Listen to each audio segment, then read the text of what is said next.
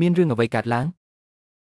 យាយធានមានការងឿងឆ្ងល់បន្តិចនៅពេលក្រឡេកមើលដំបងគាត់គិតថាវាជាការបំភាន់ប៉ុន្តែបន្ទាប់ពីមួយរយៈគាត់ប្រកាសថាអ្វីដែលគាត់ឃើញនោះមិនមែនជាការបំភាន់ទេ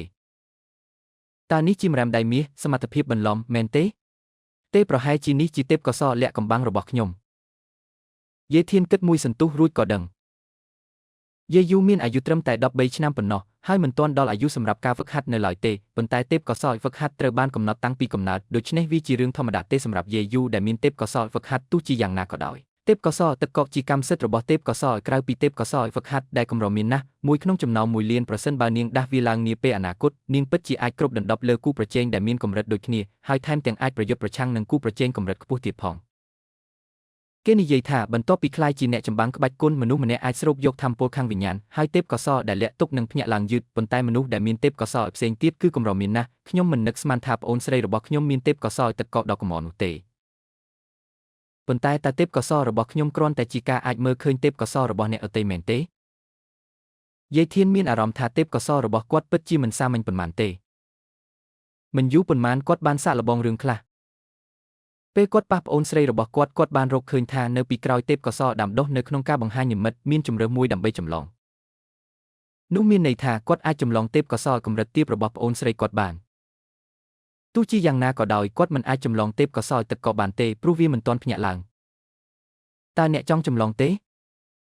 ដោយប្រឈមមុខនឹងជម្រើសនេះយាយធានបានបដិសេធដោយធម្មជាតិទេពកោសល្យទាបទោះបីជាល្អជាងទេពកោសល្យខ្សោយរបស់គាត់ក៏ដោយក៏នៅតែជាសម្រាមហើយទោះបីជាគាត់ចម្លងវាក៏ដោយវានឹងគ្មានប្រយោជន៍អ្វីឡើយបន្ទាប់ពីបញ្ជូនប្អូនស្រីរបស់គាត់ទៅឆ្ងាយយាយធានបានអង្គុយតែម្នាក់ឯងក្នុងបន្ទប់របស់គាត់ដើម្បីពិនិត្យមើលទេពកោសល្យរបស់គាត់ខ្ញុំអាចមើលឃើញទេពកោសល្យរបស់ប្អូនស្រីខ្ញុំដូច្នេះខ្ញុំគួរតែអាចមើលឃើញទេពកោសល្យរបស់ខ្លួនឯងមែនទេយាយធានគិតក្នុងចិត្តដូច្នេះហើយយាយធានបានផ្ដោតការយកចិត្តទុកដាក់របស់គាត់ទៅលើខ្លួនឯងមិនយូរប៉ុន្មានព័ត៌មានអំពីទេពកោសល្យរបស់គាត់បានលេចឡើងនៅលើរីទីណារបស់គាត់មនុស្សហ៊ីឆែនទេពកោសល្យដាំដុះខ្សោយវាគឺជាស្ថានភាពទេពកោសល្យសាមញ្ញមួយដែលបង្ហាញថាយាយធានមានតែទេពកោសល្យដាំដុះខ្សោយប៉ុណ្ណោះហើយគ្មានទេពកោសល្យលាក់កំបាំងផ្សេងទៀតទេយោងទៅតាមពាក្យនៃសម័យកាលនេះគាត់គឺជាមនុស្សខ្ជះខ្ជាយធម្មតាគ្រាន់តែល្អជាងមនុស្សធម្មតាបន្តិចដែលគ្មានទេពកោសល្យអ្វីសោះឥឡូវនេះខ្ញុំបានស្វែងយល់ពីស្ថានភាពមូលដ្ឋានហើយសមត្ថភាពដ៏អស្ចារ្យរបស់ខ្ញុំប្រហែលជាទេពកោសល្យអាចកំបាំងដែលបណ្ដាលឲ្យខ្ញុំផ្ទុះនិងស្លាប់ដែលបានតាមខ្ញុំតាមរយៈការចាប់កំណើតឡើងវិញទេពកោសល្យនេះគួរតែត្រូវបានគេហៅថាទេពកោសល្យចម្លងដែលអាចចម្លងទេពកោសល្យរបស់អ្នកដទៃមិនថាវាជន់លើទេពកោសល្យរបស់ខ្ញុំឬបញ្ចូលគ្នាជាមួយនឹងទេពកោសល្យផ្ទាល់ខ្លួនរបស់ខ្ញុំទេខ្ញុំត្រូវពិសោធន៍ម្យ៉ាងទៀតការចម្លងទេពកោសល្យរបស់អ្នកដទៃតម្រូវឲ្យប៉ះពាល់ពួកគេដែលជាបញ្ហាបន្តិចប៉ុន្តែប្រហែលជាវានឹងផ្លាស់ប្ដូរនៅពេលអនាគតដោយគិតដល់ចំណុចទាំងនេះយាយធានបានបង្កើតផែនការមួយគាត់នឹងចម្លងទេពកោសល្យនៃការហ្វឹកហាត់របស់ទេពកោសល្យម្នាក់ពីព្រោះដោយសារទេពកោសល្យខ្សោយរបស់គាត់ផ្ទាល់គាត់មិនអាចសង្ឃឹមថានឹងឈានដល់កម្រិតជាអ្នកចម្បាំងក្បាច់គុណក្នុងជីវិតរបស់គាត់បានទេហើយបើមិនខ្លាចជាអ្នកចម្បាំងក្បាច់គុណទេជីវិតនាពេលអនាគតនឹងមិនងាយស្រួលនោះទេ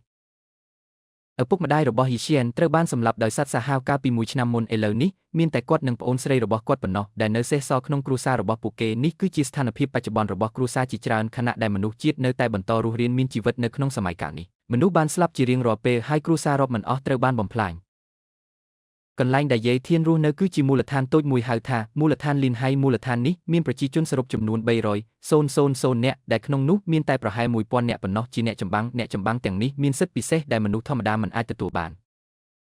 ឪពុកម្ដាយដែលបានស្លាប់របស់ហ៊ីឈៀនគឺជាអ្នកចម្បាំងដែលត្រូវបានសម្លាប់នៅក្នុងបេសកកម្មនៅខាងក្រៅទោះបីជាពួកគេបានស្លាប់ក៏ដោយមូលដ្ឋាននេះបានផ្ដល់សំណងមួយចំនួនដល់ក្រុមគ្រួសាររបស់ពួកគេដូចជាប្រាក់ឧបត្ថម្ភដែលអាចទាមទារបានរហូតដល់អាយុ15ឆ្នាំដើម្បីធានាជីវភាពរស់នៅរបស់ពួកគេទោះយ៉ាងណាក៏ដោយនៅពេលដែលពួកគេមានអាយុ15ឆ្នាំប្រាក់ឧបត្ថម្ភនឹងមិនបន្តទេយាយធានបានឈានដល់អាយុ15ឆ្នាំហើយដូច្នេះគាត់លែងទទួលបានប្រាក់ឧបត្ថម្ភទៀតហើយមានតែប្អូនស្រីរបស់គាត់ឈ្មោះយាយយូប៉ុណ្ណោះដែលនឹងទទួលបានប្រាក់ឧបត្ថម្ភប៉ុន្តែចំនួនទឹកប្រាក់នេះអាចផ្គត់ផ្គង់បានតែមនុស្សម្នាក់ប៉ុណ្ណោះ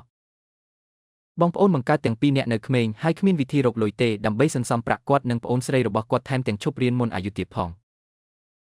នៅមូលដ្ឋានលីនហៃកុមារអាចចូលរៀនចាប់ពីអាយុ9ឆ្នាំដល់15ឆ្នាំការអប់រំទាក់ទងនឹងភាសាគណិតវិទ្យានិងចំណេះដឹងអំពីសត្វសាហាវត្រូវបានផ្ដល់ជូនដោយសារតែយាយធាននិងយាយយូបានរៀនគ្រប់គ្រាន់ហើយការឈប់រៀនមិនបានប៉ះពាល់ដល់ពួកគេច្រើនពេកទេ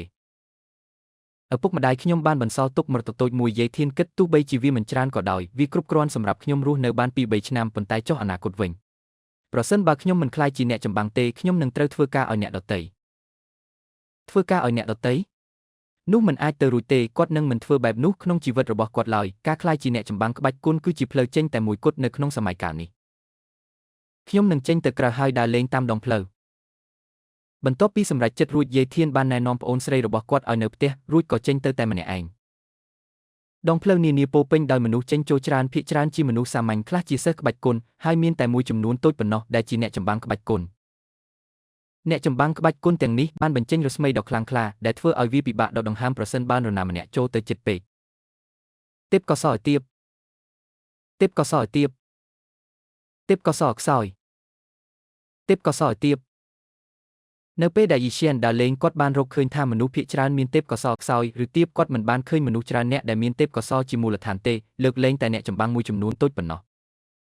វាហាក់ដូចជានៅក្នុងមូលដ្ឋានលីនហៃសូម្បីតែទេពកសោមូលដ្ឋានក៏ត្រូវបានគេចាត់ទុកថាល្អណាស់ដែរយាយធានជួនចិញ្ចើម